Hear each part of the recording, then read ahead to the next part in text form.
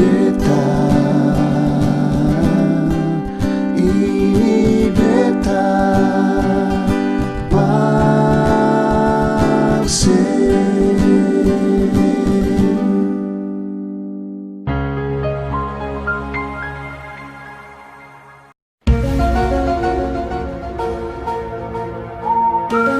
Beta Hillary Sharon Namuel.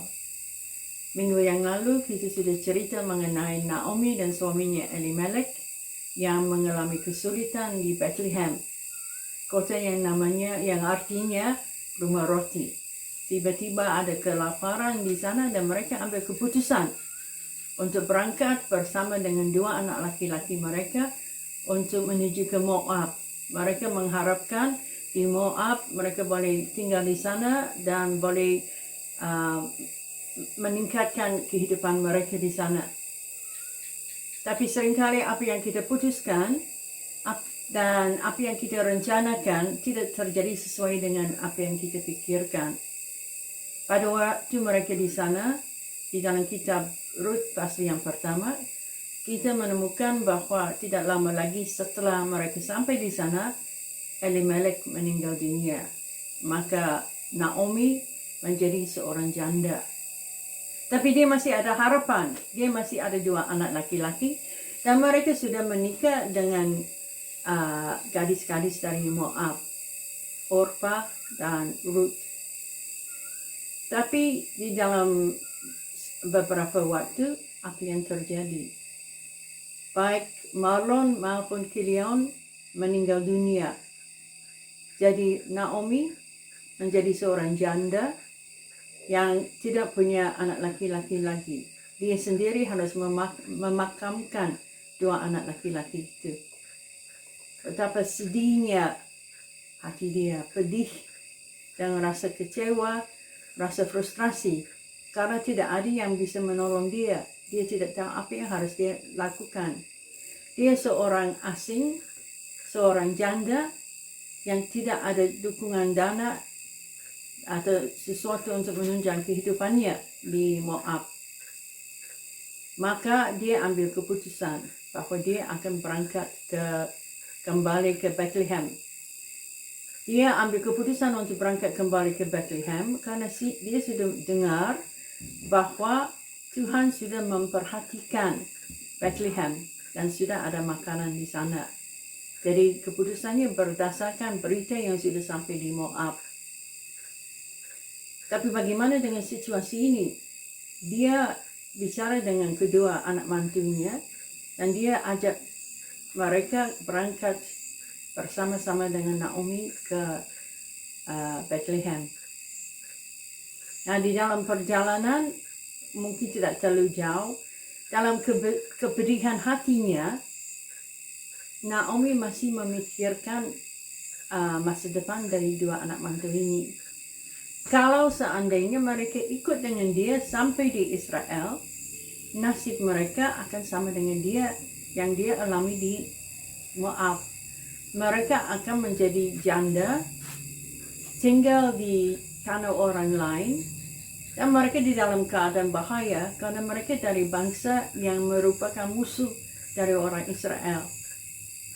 Maka Naomi berhenti dan minta dua anak mantunya untuk pulang ke rumah masing-masing, untuk gabung kembali dengan keluarga yang ada di sana. Karena dia pikir kasihan kalau mereka ikut dengan Naomi ke Israel. Setelah mereka berpikir, menangis, akhirnya Orpah ambil keputusan untuk pulang ke keluarganya. Tapi Ruth tidak demikian. Ruth luar biasa. Ruth ambil keputusan bahwa dia akan bersama dengan Naomi dan tidak akan meninggalkan mama mantunya. Mari kita melihat apa yang dikatakan di dalam kitab Ruth pasal yang pertama ayat yang ke-16. Tetapi kata Ruth, janganlah desak aku meninggalkan engkau dan pulang dengan tidak mengikuti engkau. Sebab kemana engkau pergi, ke situ jugalah aku pergi. Dan di mana engkau bermalam, di situ jugalah aku bermalam. Bangsamulah bangsaku, dan Allahmulah Allahku. Di mana engkau mati, aku pun mati di sana. Dan di sana aku dikuburkan. Beginilah kiranya Tuhan menghukum aku, bahkan lebih daripada itu, jikalau sesuatu apapun memisahkan aku dari engkau, selain daripada maut. Kita melihat di dalam hubungan Naomi dan Ruth, ada sesuatu yang luar biasa. Di dalam kepahitannya, di dalam kesulitannya, ada sesuatu di dalam kehidupan Naomi yang membuat Ruth percaya kepada Allahnya Naomi. Dan Ruth setia kepada mama mantunya sampai dia harus tinggal di daerah yang asing bagi dia. Dia bersedia untuk melakukan ini. Jadi ada sesuatu harapan di dalam kegelapan, bahwa apa yang dilakukan di Moab tidak sia-sia semuanya. Tapi apakah kesulitan Naomi sudah berakhir di titik itu? Kita melihat pada waktu Naomi sampai di Bethlehem, dia masih mengalami kesulitan. Biasanya kalau orang pulang dari jauh, orang senang untuk gabung bersama dengan orang yang baru datang. Orang senang untuk ketemu dan bercerita. Tapi kalau kita melihat di dalam situasi ini, dikatakan di dalam firman Tuhan ayat 19, ketika mereka masuk ke Bethlehem, gemparlah seluruh kota itu karena mereka. Dan perempuan-perempuan berkata, Naomi kah itu?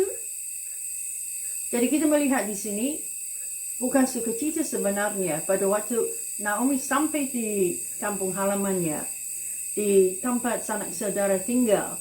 Orang kaget. Sudah 10 tahun mereka berpisah. Tapi mungkin apa yang dialami oleh Naomi selama 10 tahun, penderitaannya, kesusahannya, membuat dia kelihatan lebih tua dan raut mukanya tidak berseri. Dan Naomi sendiri mengatakan kepada mereka, jangan panggil beta Naomi lagi, panggil beta Mara. Mara artinya pahit. Naomi merasa bahwa kehidupannya tidak ada sukacita lagi. Semua yang dialami hanya membuat dia menangis dan membuat dia susah. Dan dia merasa bahwa Tuhan sudah mengizinkan semua ini terjadi dalam kehidupannya. Mungkin di dalam kehidupan kita juga rasa seperti Naomi. Kita mengalami kesulitan, kita mengalami kedukaan, kita mengalami banyak masalah yang tidak pernah kita pikirkan akan bakal terjadi. Tetapi di dalam semua yang kita alami, Tuhan tetap ada bersama dengan kita. Dan kita melihat di dalam ayat terakhir, di dalam ayat 22, bahwa pas mereka sampai di Bethlehem, itu adalah permulaan musim menuai jelai. Jadi ada titik harapan. Sudah sebentar lagi panen akan mulai. Mungkin Naomi merasa bahwa kehidupannya sia-sia. Semua gagal. Dan dia merasa pahit sekali dalam kehidupannya.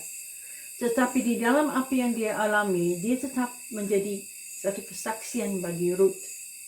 Sampai Ruth boleh percaya kepada Tuhan.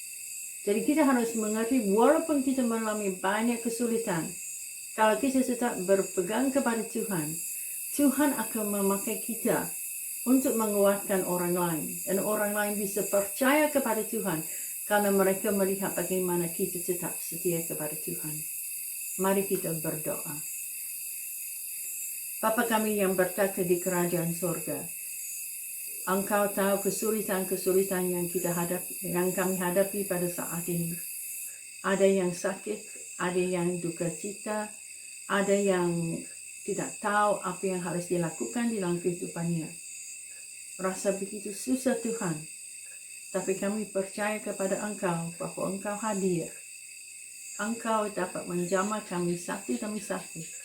Engkau dapat mengangkat beban kami, dan Engkau dapat menguatkan kami. Pakailah kami Tuhan di dalam kesulitan kami masing-masing, supaya kami juga boleh menjadi saksi bagi orang lain.